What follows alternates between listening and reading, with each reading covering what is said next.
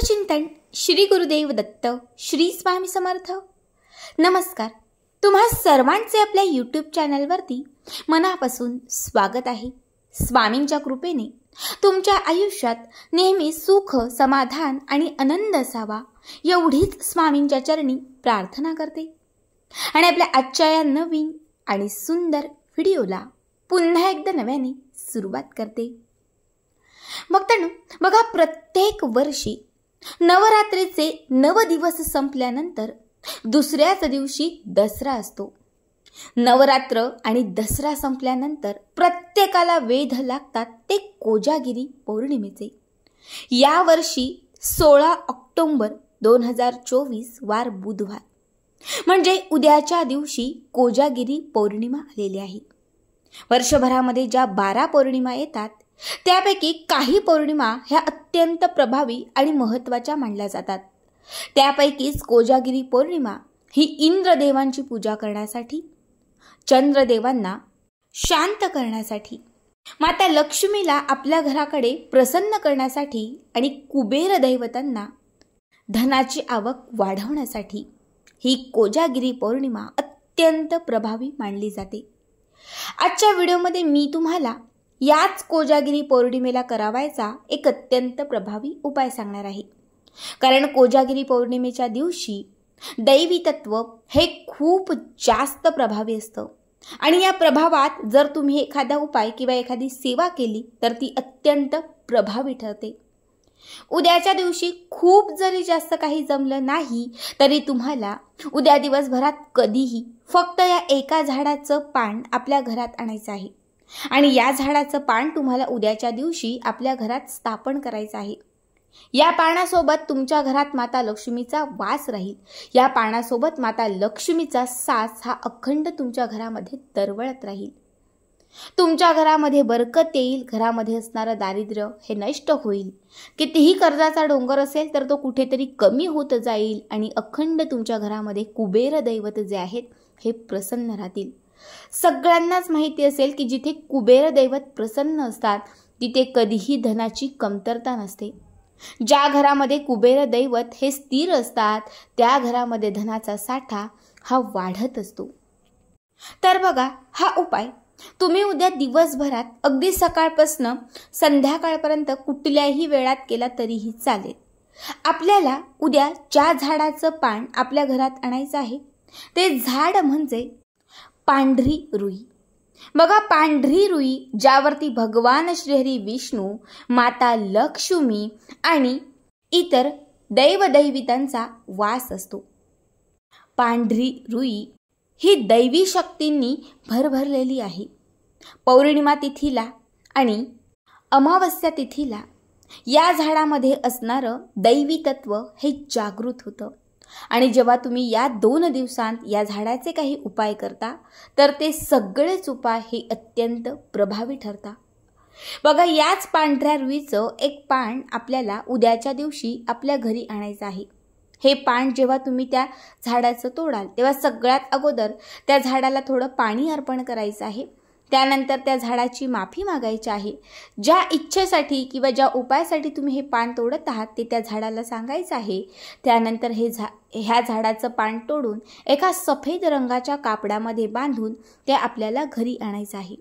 हे पान घरी आणल्यानंतर देवघरात जिथे तुम्ही दिवा लावलाय, उदबत्ती लावले, तर तिथेच एका प्लेटमध्ये हे पान आपल्याला ठेवायचं आहे। यावरती थोडंसं गंगाजल किंवा मग घरामध्ये असणारं जे शुद्ध जल आहे हे अर्पण करायचं आहे। यानंतर हे पान तुम्हाला स्वच्छ धुवून घ्यायचं आहे। त्यानंतर या पानावरती तुम्हाला हळदी कुंकवाने एक स्वस्तिक काढायचं आहे आणि त्या स्वस्तिकाच्या खाली तुम्हाला तुमची जी काही इच्छा असेल तर ती इच्छा एका शब्दात लिहायची आहे। नोकरी असेल तर नोकरी लिहू शकता, धन असेल तर धन लिहू शकता, व्यवसाय वाढ असेल तर व्यवसाय लिहू शकता, तुम्ही प्रमोशनसाठी हा उपाय करताय तर प्रमोशन लिहू शकता। जी पण इच्छा तुम्हाला पूर्ण व्हावी असं वाटत आहे किंवा असंख्य वर्षांपासून तुमची जी इच्छा अपूर्ण असेल तर ती इच्छा फक्त एका शब्दात तुम्हाला त्या पानावरती लिहायची आहे। त्यानंतर त्या पानावर जिथे तुम्ही स्वस्तिक काढलेलं आहे त्यावरती थोड्याशा अक्षदा म्हणजे थोडेसे पांढरे तांदूळ अर्पण करायचे आहेत। देवघरात लावलेली उदबत्ती त्या पानाला ओवाळायची आहे. माता लक्ष्मी स्वरूप समजून त्या पानाची तुम्हाला उद्याच्या दिवशी पूजा करायची आहे. देवघरात लावलेला जो दिवा आहे तो देखील तुम्हाला ओवाळायचा आहे. यानंतर एका वाटीमध्ये कापूर आणि त्यात लवंग घालायचे आहेत आणि या लवंगांचा आणि कापराचा जो धूर आहे हा देखील त्या पानाला अर्पण करायचा आहे. इतकं करून झालं की त्याच्यानंतर हे जे पान आहे हे संपूर्ण पौर्णिमा तिथी संपेपर्यंत तुम्हाला देवघरातील त्याच जागी ठेवायचं आहे. दुसऱ्या दिवशी म्हणजे गुरुवारच्या दिवशी पौर्णिमा समाप्त होते. त्या दिवशी हे पान आणि त्यावरती अर्पण केलेले जे तांदूळ आहेत हे तुम्हाला देवघरातून उचलायचे आहेत. त्यानंतर या पानाची एक घडी करायची आहे किंवा आपल्याकडे येईल असा एक रोल बनवून घ्यायचा आहे. आपल्या घरात किंवा अंगणात जिथे तुळशी माता असेल तर त्या तुळशीच्या खोडाजवळ म्हणजे तुळशीच्या बुडाजवळ थोडीशी माती बाजूला करायची आहे आणि त्या मातीमध्ये हे पान तुम्हाला दाबून द्यायचं आहे. त्यानंतर जिथे हे पान आपण तुळशीजवळ दाबलेलं आहे त्यावरती एक दिवा लावायचा आहे. ज्या दिवशी म्हणजे गुरुवारी तुम्ही हे पान तुळशीच्या मातीत दाबल्यानंतर गुरुवारपासून सलग 7 दिवस तुम्हाला त्याच ठिकाणी एक दिवा लावायचा आहे. सकाळ संध्याकाळ कुठल्याही वेळात तुम्ही हा दिवा लावू शकता. फक्त त्याच जागी हा दिवा लावायचा आणि दिवा लावल्यानंतर दिव्यात थोडी हळद आणि लवंग घालून माता लक्ष्मीला ती इच्छा पूर्ण होण्यासाठी प्रार्थना करायची. बघा, हा उपाय केल्यानंतर 7 दिवसांच्या आत तुमच्या घरात धनाची आवक वाढत जाईल. लक्ष्मी तुमच्या घराकडे प्रसन्न होईल. तुमच्या घरामध्ये असणारी गरिबी आणि दरिद्रता ही कुठेतरी कमी होत जाईल. जसं की मी मगाशी सांगितलं की पांढऱ्या रुईवरती साक्षात रूपी माता लक्ष्मीचा वास असतो, तर तुळशीच्या रोपामध्ये भगवान श्रीहरी विष्णूंचा सास असतो.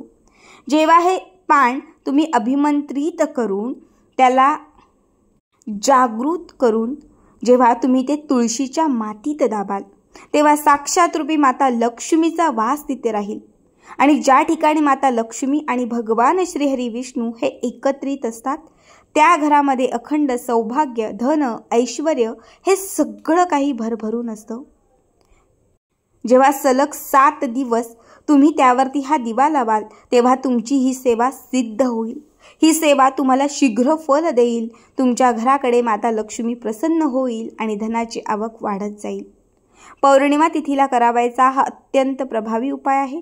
या उपायाने तुमच्या आयुष्याचं सोनं होईल. घरामध्ये असणारी 18 विश्व गरिबी ही संपून जाईल. प्रत्येक उद्याच्या दिवशी हा उपाय नक्की करा. तुम्हाला आपला आजचा हा व्हिडिओ कसा वाटला कमेंट करा. श्री स्वामी समर्थ. जय जय स्वामी समर्थ.